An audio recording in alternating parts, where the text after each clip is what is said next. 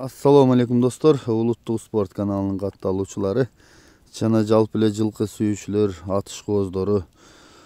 Жалал Абад жергесинде турабыз, Курманбек кичи районунда. Бул жерде мына ушул теги күчтүү накта кыргыз жылкысы сатууга чыгат экен.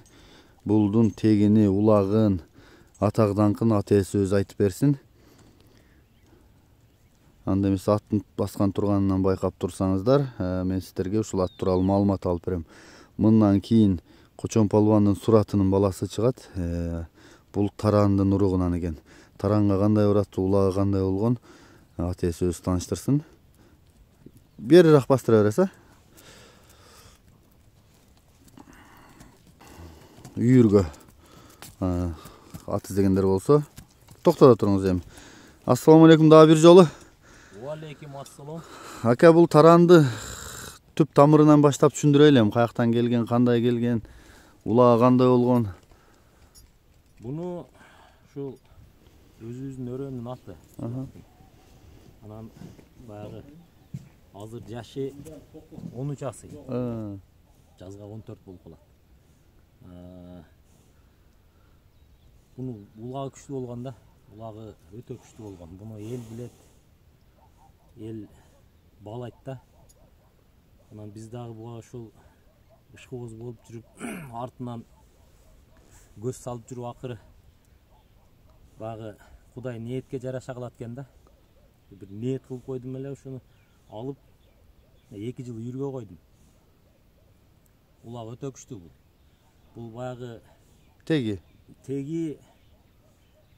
мен өз тегине деле кызыкпадым эле башычы. Бунун аттын өзүнө кызыккам мен. Анан кийин мен алдым, сураштырсак бул ошол бая Тарандын линиясы экен. Мырзабадын Таран аты. Ошол Мырзабадан чыккан Тарандын линиясы экен. Ошол атка 4-үнчү поколение болуп калат экен бул. Ал жагында полный кийин ошо тактап кийин билдим. Өзү негизи жакшы ат да бул. Күчтүү ат. Аламан улакта өзүнүн орду болгон да. Ордун коюп кеткенден, Ордун коюп, өзүнүн артынан өзүнө ылайык күйөрмандарды топтоп кеткен да бул. Бул жашоодо эс калтырган ат экен да. Ооба, бул азыр деле улакка жарайт деп атышат. Эми мен 1-2 жолу салдым. Азыр деле өтө күчтүү барат да. Ушундай шарт эле жире эле барат экен жаныбар. Кайтпаптыр да. Кайтпаптыр. Бирок мен чаптырбадым. Үйгө койгон үчүн кыйнабай эле ошол соорунун ошо бээлерден алайын деп эле. Үйдө сактап, жакшы карап, аспияттап, 2 жыл үйгө коюп алдым. Эми азыр акча деген ушундай экен да. Өмүр шерик болбойт экен бул жылкы нерсе. Анан пулуна келсе сатсамбы деп чечим чыгарып, анан эми сени чакырдым мынакей. YouTube деген азыр жакшы баягы заманбап базар тарады элге. Ушуга бир элге салайын дедим да. Бул ат азыр деле бойлуу чоң ат экен да. Убагында болуп турган маалында канча ат болгон экен? Бийиктиги мисалы. Эми убагында кандай болгонун мен билбейм. Чынында биз көрүп жүргөн маал өтө чоң ат эле да. Бирок азыр деле чоң да. Азыр деле чоң экенин айтам да. Азыр деле 1.60 мен алганда келип эле боюн тарткам. Тартсам 1.60 ровно чыкты. Ал ошондой эле болуш керек дагы деле. Бул 13 асы болсо деле бирок анча өзүн жоготпоптур, зор. Эми ыраң башы тунук го дейм да. Жакшы. Жакшы экен. Кудайга шүгүр, ушу малга чейин карап атабыз. Жоош. Бир пейли жакшы ат да. Айгыры кандай үйүрү? Айгыры да сон. Кайтарып үйүрүп жакшы алып жүрөбү эни? Кулун чайнабайбы? Кулунга өтө этият экен бул. Аны да көрдүм да. Бир окуясы болуп калды. Кулун артынан кирип кетти. Эч бир былк этпейт экен жаныбар. Эч былк этпейт. Анан үйүрүшү дагы эми баягы профессионал да бул уже. Өзүнүн ишин билет да, так аткарат. Азыр эми муну өндүрүүчү багытында эле кармап атыпсыз да? Мен да ошондой эле болду. Улакка чаптырган жокмун. Өндүрүүчү кылып эле. Бээлерим бар эле, жакшы бээлер ушу. Быйыл жакшы кулундар чыгарып, ошо чыгышынча саттым. Эми бааларын айтпай эле коеюн, жакшы эле пулдарга саттым. Анан эми дагы быйылкысынан дагы ушу турабыз үмүт кылып, Кудай кааласа деп. Анан буну эми ошо жакшы күчтүү бээлери бар адамдарга сунуштайм да. Менде күчтүү бээлери бар, күчтүү ат болсо, таза кыргыз жылкы болсо дегендерге сунуштайм да. Анан эми бунун баягы өзүң көрүп атасың да, буттарында дагы немелери бар. İşte travmalары бар. Баяс экенин белгиси дең, ооба. Рингте болгон өмүр боюнун белгиси дең. Анан бирок аксабайт. Бир да бир мындай бир мүжүңдөп алган нерсеси мага келгенден бери болгон жок. Бээге дагы баягы жашаттай жетет, жөн эле чимирилтет жөн. Нары кырга, бери кырга жөн эле бир паста жетет да. Эч өзүн неме кылбайт. Жакшы экен. Аяп неме кылбайт да. Кыйналбайт. Мынакей достор, үйүргө күчтүү, тектүү чуркап жүргөн кыргыз жылкыларынан издегендер болсо, бээни колуна алам, бээни кылдайм дегендер болсо, сунуштайбыз. Бул аттын эми дагы баасына келсек канча десек? Эми бул аттын баасын жакын кылып эле коем. 320 миңге коюп атам. Жакын кылып эле коем да. Бир аз түшүп бересиз экен да? Азым-аз ушу баягы содасына түшүрүп берем. Анан көп түшүрүп бере албайм. Анда аттын ден соолугун баскан турганында көрсөтүп коелу, бастырып ары бери. Нары бери бастырып койсо. Анан дагы айтып отурган жер, буну ошол баягы кызыл кыял бакыт балбан чапкан ат бул. Кудай кулуп бакыт. Калыс. Анын дос бала болот, ошол бала чапкан буну. Бул аттын сорунун немеси жок ба? Эсеби жок да? Эсеби жок да, мен билишимче. Анан бир эсебин ошо бакыт балбан билбесе, анан берки бунун ээси дагы бакыт эке да. Кайнатасы мына Турат балбандын атасы. Анан ошол кишилер эле билбесе, санын мен оюмча мен билбейм да, бул өтө чоң ийгиликтерди алып жүргөн ат да. Номер 1 болбосо дагы таасир этип турган дең Сузак жалал атка. Сузак өрөөнүндө өзүнүн башын көргөзгөн ат да. Кудай кааласа. Алган адам деле ыраазы болот, муну үйүргө коюп пулун алып алса. Анан баягы сөз бар, атты бээ туйт дегенчи. Мен дагы, биз дагы жылкыда келе атабыз да. Бээ дагы атка карап туйт. Кандай ат койсоң, ошого карап туйт, жакшы бээ делечи. Ага ар кандай эле атты кое берсең эле туй бербейт. Ошо атка окшоштуруп, ошого карап туйт. Анан күчтүү бээге дагы күчтүү ат коюш керек демекчимин да. Ошондо анан экөө төп келишип айкалышып анан кулун түшөт дең, ооба, ошондой деп ойлойм менчи. Биз кулундарды жылда койгон аттардын кулундарын көрөбүз да. Муну атта мындай түшүп атат, ал атта мындай түшүп атат депчи. Ар аттын өзүнө жараша түшөт да. Мунун кулундары Кудай кааласа зор түштү. Баштары да мына каллелеринен көрүп атасың. Өзүнчө бир дүйнө да. Анан буну жанагы азыр ат коймой мода болуп кетти го. Кайман ат коюп. Буга Бакыт акадан сурадым, бу ат койгонсузбу десем, биздин маалда ат койгондо эле андай деле жок болчу дейт. Анан мен өзүм коюп койдум да, бир кашкасын бир тартпой. Немеге өзүнчө бир может атка ээ болуп калабы деп төө кашка деп койдум. Төө кашка. Себеби неменин төө куштун башын элестетет экен да, немесичи кашкасы. Мына кашкасы дең. Ошого төө кашка деп койдум мен. Төө кашка болуп калсынчы деп. Нарак-баракты көрсөм төө кашка деген ат деле жок экен башка аттарда. Өзгөчө ат коюпсуз да? Анан өзгөчөрөөк болсун. Төө кашканын баласы деп жарап турса кийин, өзгөчө ат болгондон кийин өзгөчө болсун дедим да. Жакшы экен. Чабылдайт, кичине немеси бар бандай. Тылтылдамай, кичине жоргосу бар, жол жоргосу. Яман сонун мингенгечи. Анан бул турат, буну чаппай эле коелу. Буну өз билген адам алат да алса дагычы. Эми буну биз улакка эмес үйүргө сунуштап келдик да. Жүгүрүшү эми өтө зор да. Жөн эле жерди дүңгүрөтүп жүгүрөт. Күчтүү жүгүргөнү билинет да, мен билбейм башка адам кандай баалайт. Чоң ат экен да. Жерди мыгырып жүгүрөт жана. Туяктары дагы, белин узундугу дагы чоң ат экен да атыңыз өзү. Негизи формасы өзүнчө бир келип калган ат да. Мынакей достор, Төбө качканда маалыматын толук уктук. АТС'нин номерин экранга Тишинам калтырайын. көргөзүп кой, бир тишинамда Ачып атабы? турганда. Түгүн үстүн көрсөтөйүн. Мына туруп берди. Мына үстүндө нерден көрүнүп атабы? Болду окшойт.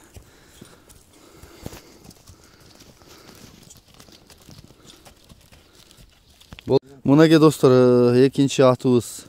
Бул дагы атагы таш жарган атактуу Кочон палубандын суратынын баласы экен. Мен буну Инстаграмга дагы кунам кездеринде экен жарыялап жүргөм да, бурултай болчу. Мына ушул да ушул агабыздын колунда экен. Бул дагы сатылат экен. Бунун маалыматын мен АТС'нен дагы толуктап сиздерге алып берейин. Келиңиз аке, бул атыңыз тууралуу маалыматыны толуктап берсеңиз, качан алып келгенсиз, анан далели катары палубандын атынын баласы деп атасыз. Бул атты мен ошо Кунанында жазга пышты деген маалында алып келгем.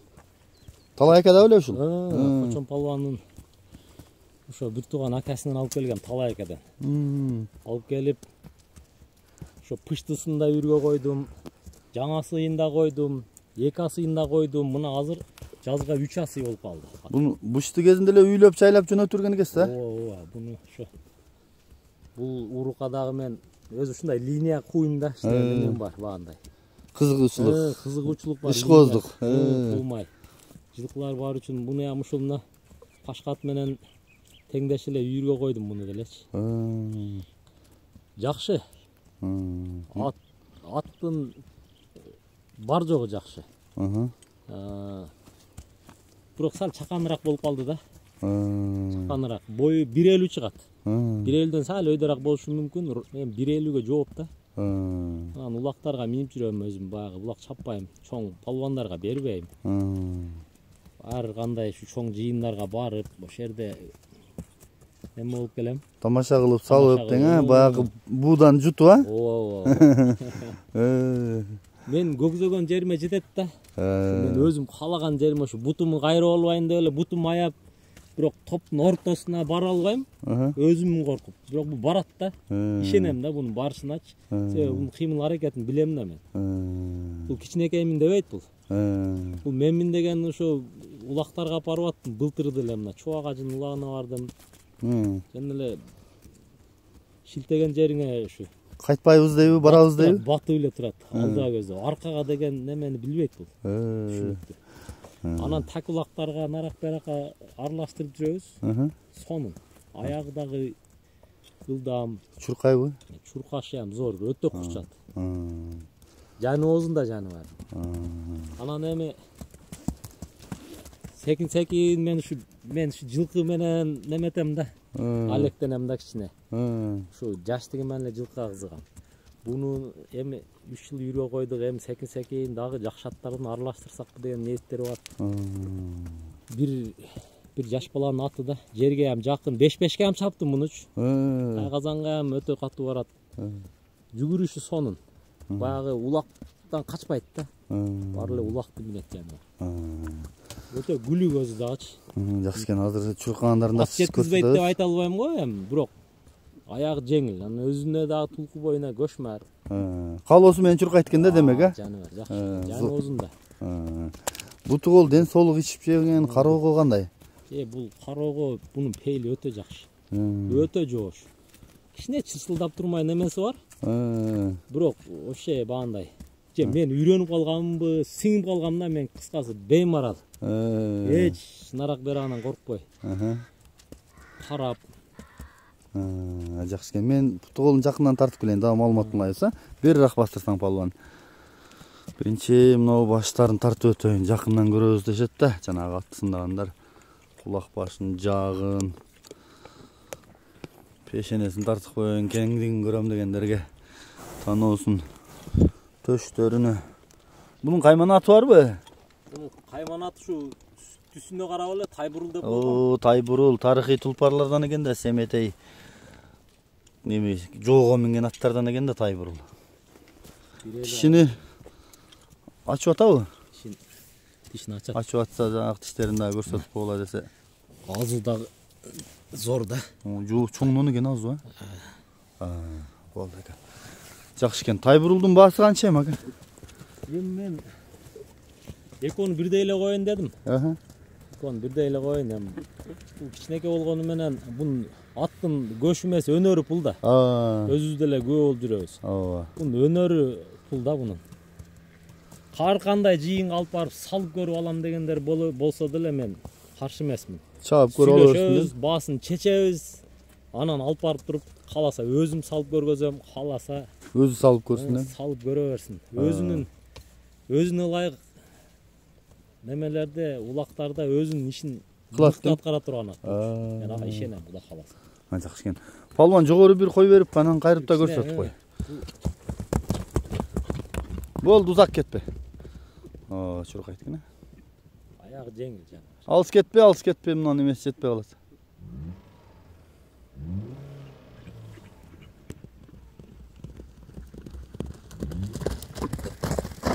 Тарт болду.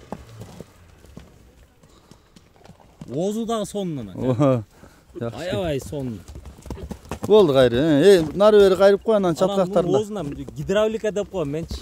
Бурган. Аякка бурсаң шак таштап турат жана. Чындыгында жана 5-5те алып буйтап качканга да оң экен да. Эми буну мен ачыгын айтсам 3 жылдан бери үйүргө коюп сал мындай көп чапканга созулуп калып атат. Чирак болсо деле баары үйүр ичине атты сынап коет экен. Чучугун алып коет тең. Эми 1-2 жыл жайын жеген болсо бу ат чарчабайт, вообще чарчабайт. Жүгүрөм эле деп турат. Улакка кетип атканда да сүйүнөт бул ат, мен билем да.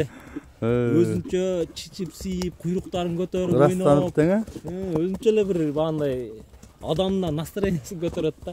Туура эле ошондой аттар да бар да. Кээ жакшы деп өзүмчө мен ham сүйүнүп калам да. Кээ бир аттар улакка кетип атканда жанагындай настроение түшүп, шалпиып, зорго кетет го. Кайтканда анан олугуп калат. Кээ бир ат ошо улакка баратканда кулпурат да. Onu yerine aytıp koyunca o putun arkankı berk sol butun ötkönde neme kıydırıp aldım. Çimi spreyden sebepsiz janagıdan. Oşondan sebep koyduk. Kaypakka kıydırıp aldım geçe. Bayış polvanın ulağına barganda. Ayri. Atak oşe den soluğunda kıskası neme жоқ да. Söz жоқ тең? Söz жоқ. Жакшы экен. Мынакей достор, тай бурул менен төө качкан маалыматын ат ээсинен толуктап уктук. Жакса чалып байланышасыздар. Мен экранга номерин калтырайын. Bunun kulunları düştü de деп атаса? Kulunдар жақсы чуудат. Бул өзү жаны кичинерээк болгону менен kulunдар чоң чуудат. Бирок бунун атасы Кыргызстанда эң мыкты аттардын бири да. Сурат, Кочон полван Сурат. Кочон мен айтып берем да. Кочон ака бир 150 кило чыкса керек. Кочон аканын өтү келе бир 18 кило чыкса керек. Торпок бир 90 чыкса керек. Ошону көтөрүп кечке 10 жылдан бери жүрөт да бунун атасы. Ошон үчүн ашыкпыз да улаттарга. Акыйкат. Бул ашык болдуна балдарын алып келип, уругун улайлы деп жүрөбүз да. Бул ошо сиз көп жылдан бери мына жылкыда кулун алып тажрыйбаңыз бар экен. Ошондой бунун балдарынан ошо атасындай чоң түшүп калышы мүмкүнбү? Мүмкүн экен, мүмкүн. Мүмкүнбү? Даже 70-80% мен уже ишенип калдым. Быйылкы айрыкча быйылкы баягы жаңа сыйында коюлганда түшкөн кулундары азыр укамда. Үчөө бар. Үчөө тең андай. Чоң. Сөктү, жоомбу? Сөктү да анан жаман бандай чирак да. Кулунун эле билинип калат өзү. Чирак ордунан ыргып, жүгүрүп, ойногондорунан эле билинип калат кулун. Жылкычылар жакшы билет. Мынакей достор, бул аттардын теги күчтүү болгондуктан жана ат сүйүүчүсүмүн да мен дагы, ошондуктан видеобуз дагы узап кетти. Айып этпейсиңер, толуктап жакшылап түшүнүп көрүп, анан ат ээсине байланышыңыздар. Бири улакка, үйүргө дагы. Бири бул үйүргө. Бул эми жолун басып, эмгеги менен бул тарат элде эстелүү элдин эсинде дейт го. Эмгек сиңирген аттардан болду, экөө тең.